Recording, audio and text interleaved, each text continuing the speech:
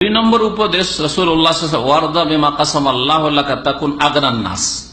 দুনিয়ার মধ্যে সবচেয়ে বড় ধনী হতে চাও, সবচেয়ে বড় ধনী হতে চাও, নবী করিম সাল্লাল্লাহু আলাইহি ওয়াসাল্লাম বলছেন। আজকাল যদি বলা হ্যাঁ কি আবার ধনী হতে চায় না, সবচেয়ে বেশি ধনী হতে চায়। ধনী মানে পয়সার ধনী, হ্যাঁ, গাড়ি বাড়ি নারীর ধনী, হ্যাঁ, নেতৃত্বের ধনী, এই হচ্ছে ধনী।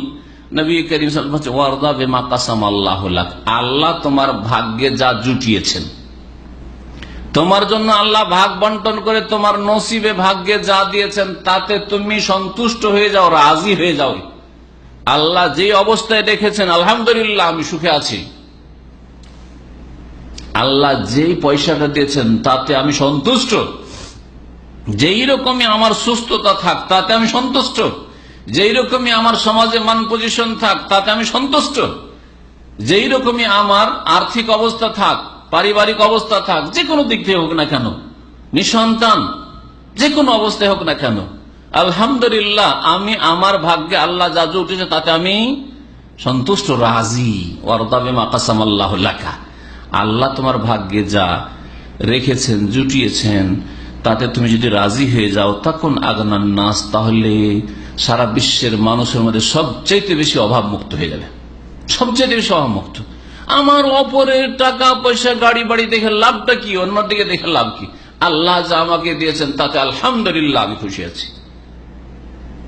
কারো দিকে আপনি ফেল ফেল করে তাকিয়ে দেখবেন না যে হাইরে এত সুন্দর বাড়ি, এত সুন্দর গাড়ি, আর এত সুন্দর ছেলে ও মেয়ে ওর, আর এত তার জাঁকজমক, আর এই এত তার প্রভাব, ওসব কিছু দেখবেন না। আল্লাহ যা আমাকে দিয়ে আলহামদুলিল্লাহ। সবচেয়ে বেশি অভাব মুক্ত হয়ে যাবেন যদি আল্লাহ যা ভাগ্যে জোরে তাতে রাজি হইতে পারেন, নিজেকে রাজি করতে পারেন, পরিতুষ্টি। 3 নম্বর উপদেশ, ও আহসেন এলা জারিকা তাকুন মুমিনান, আর সত্যিকার যদি মুমিন মুসলিম হতে চাও তাহলে তোমার প্রতিবেশীর সাথে, পাশে যারা বসবাস করে তাদের সাথে সদ্ব্যবহার করা, ভালো আচরণ করা। নবী করিম সাল্লাল্লাহু আলাইহি ওয়াসাল্লাম বলেছেন আর এক হাদিসে, ওয়াল্লাহি লা ইউমিনু, ওয়াল্লাহি লা ইউমিনু, আল্লাহর কসম করে বলছি, আল্লাহর কসম করে বলছি, আল্লাহর কসম করে বলছি, লা ইউমিনু, মুমিন হইতে পারবে না, মুমিন মুসলিম হইতে পারবে সত্যিকার অর্থে। কি লামান ইয়া রাসূলুল্লাহ, সাহাবীরা জিজ্ঞেস করলেন কেউ যে হে আল্লাহর রাসূল, কে মুমিন মুসলিম হইতে পারবে না? নবী করিম সাল্লাল্লাহু আলাইহি ওয়াসাল্লাম বলেন, আল্লাযী লা ইয়ামানু জারুহু বাওয়াইকাহু, যার প্রতিবেশী তার অনিষ্ট থেকে নিরাপদ নয়।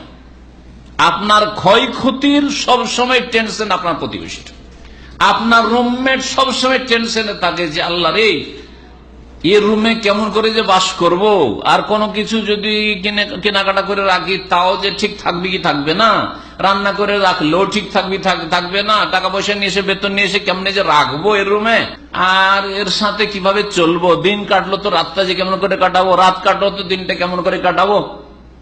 যারা এক রুমে একাধিক ছেলেরা থাকছেন, অথবা এক পরিবারে 2-4-5টা বউ আছেন, এরা বেশি ঘনিষ্ঠ, তাই না? রাত দিন একসাথে একই বাড়িতে থাকছেন, একই রুমে থাকছেন, একই অফিসে কাজ করছেন, এরা আপনার সবচেয়ে ঘনিষ্ঠ প্রতিবেশী। এছাড়া বাড়ির পাশে যার বাড়ি বা 2-4 বাড়ি দূরেও গ্রামবাসী, তারাও প্রতিবেশী। কিন্তু যত কাছের প্রতিবেশী তত বেশি ক্ষয়ক্ষতির সম্ভাবনা থাকতে পারে। সেই জন্য নবী করিম সাল্লাল্লাহু আলাইহি ওয়াসাল্লাম শক্তভাবে সতর্ক করেছেন যে দেখো, তুমি যদি মুমিন হতে চাও তাহলে তোমার প্রতিবেশীর সাথে ভালো আচরণ